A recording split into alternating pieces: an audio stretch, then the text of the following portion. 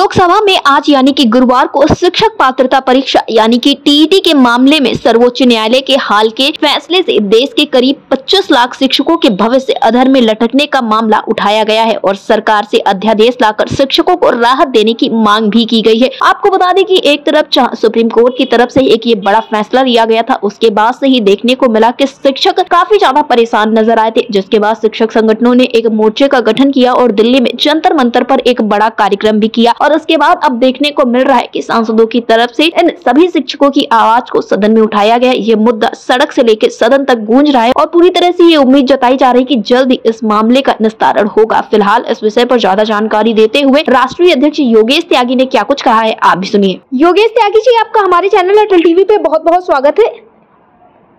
धन्यवाद, आपका भी बहुत बहुत धन्यवाद इसके लिए। योगेश त्यागी जी, जैसा कि देखने को मिल रहा है कि अखिल भारतीय शिक्षक संघर्ष मोर्चा की तरफ से अब ये कहा जा रहा है कि आप लोग सांसदों को ज्ञापन पत्र सौंपेंगे, क्योंकि अब इस वक्त पर सत्र भी चल रहा है। तो इसकी तैयारियां किस तरह से चल रही है? एक बड़ा प्रदर्शन आपका दिल्ली में हुआ, उसके बाद आप लोगों ने ये रणनीति बना ली, इसके पीछे का क्या कुछ कारण रहा है? अटल टीवी को हमारी बात रखने के लिए मैं आपसे ये बताना चाहता हूँ जी कि 2 दिन से मैं देख रहा हूँ संसद सत्र शुरू हो चुका है जी, और अधिकांशतः सांसद जो संसद सदस्य लोग हैं जी, वो टीटी कानून टीटी से मुक्ति हेतु करीब 25 लाख शिक्षकों का अपना जिक्र करते हुए प्रस्ताव रख रहे हैं सदन में जी कि इनके साथ अन्याय हो रहा है और इनको संविधान में संशोधन करके इस प्रक्रिया से मुक्त किया जाए।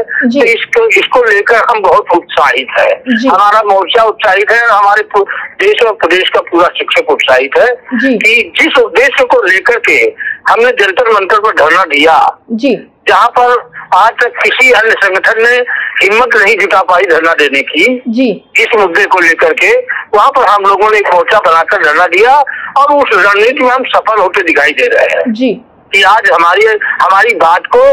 संसद में के गलियारों में हमारी बात को गूंज रही है और हमारी समस्या को रखा जा रहा है। आज ही मैंने देखा है कि आज ही तमाम सांसदों ने, चाहे बीजेपी सत्ताधारी दल के हों चाहे विपक्ष हो,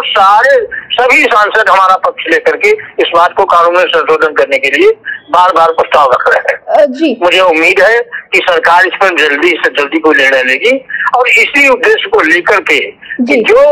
जो सांसद अभी इससे दूर हैं या दूरी बनाए हुए हैं, इसलिए मैंने अपने सभी जिला अध्यक्षों को, प्रदेश अध्यक्षों को निर्देशित किया है कि आप लोग शनिवार इतवार में सांसद लोग अपने क्षेत्रों में आएंगे, उनके माध्यम से उनको ज्ञापन दीजिए और उनसे अनुरोध करिए कि संसद में प्रस्ताव रखें और टीटी जो कानून जो 2009 का शिक्षा अधिकार अधिनियम है उसमें संशोधन होकर के हमारे देश और प्रदेश के 25 लाख शिक्षकों को इससे मुक्ति मिल सके, इसके लिए वहाँ पर दबाव बनाए। जी योगेश त्यागी जी, जिस तरह से आप लोगों ने अपना एक बड़ा प्रदर्शन किया, तो आपको क्या लगता है जिस तरह से अब संसद में भी आप लोगों की आवाज गूंजती हुई नजर आ रही थी, जो कार्यक्रम क्या दिल्ली में किया जा रहा था उसे सफल माना जाए?